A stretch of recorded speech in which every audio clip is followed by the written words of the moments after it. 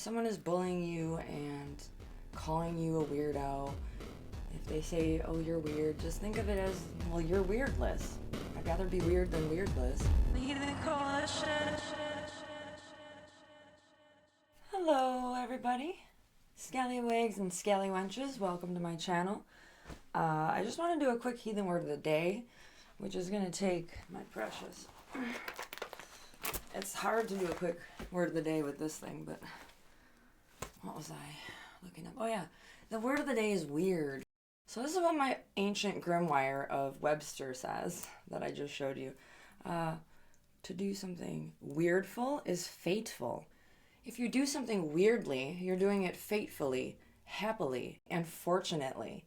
Weird as an obsolete Scottish connotation would be to assign a certain fate, to destine, to foretell or assign as a fate, to predict, to warn.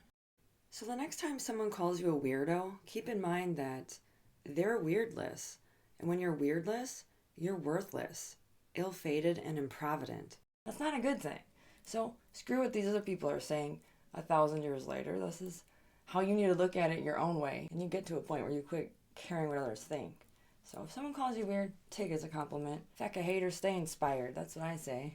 I'm not a very religious person. I need to clarify that. Like, I'm an occultist.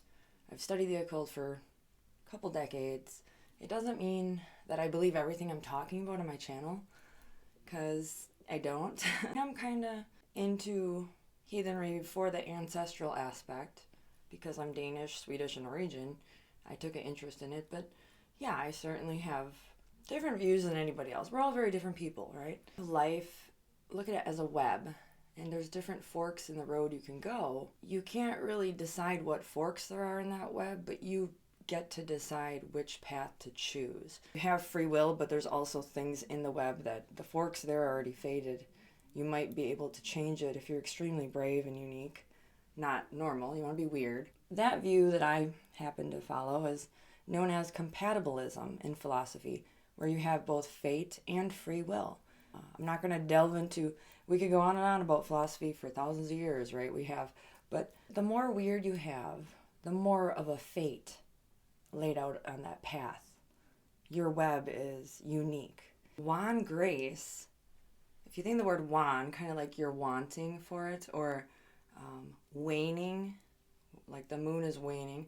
So if you add W-A-N in front of these terms back in the day, wan grace would be lacking grace. It means wickedness. Wan grace is wickedness. Wan hope means you're wanting of hope. You're despairing. Happy in English actually has hap in it. That's Old Norse for luck. So luck is kind of synonymous with happiness here. If you're wan hap, you're out of luck. My philosophy is that you shouldn't push your luck or tempt fate. You gotta seduce that bitch. A want-wit is someone who wants a wit, a fool, basically. So let's bring that back. I'm sure we all know a want-wit. Wan-weird means you have an unhappy fate. So you have to look at it in the context back then. Weird was synonymous with fate.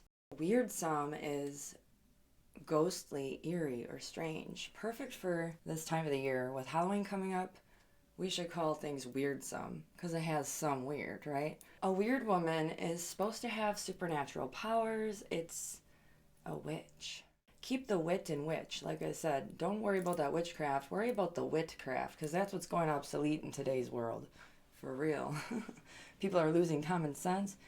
I really sympathize with people who have been picked on and bullied, and you just have to work on your wit, not letting those people bother you. You're not going to have that much of a legacy if you're normal. You're not going to have people talking about you thousands of years from now. With weird, if people call you that and they're talking shit, just look at it as, okay, they don't understand me. They must either be afraid of me or jealous, and they may never understand, but you still have to do you, and you have to figure out your own identity. You don't need to follow anybody else. If you're weird, you're on your own path, and you just have to focus on how to trek that path. With what steps are you going to take? Because if you fall down 8 times, you got to stand up 9, right?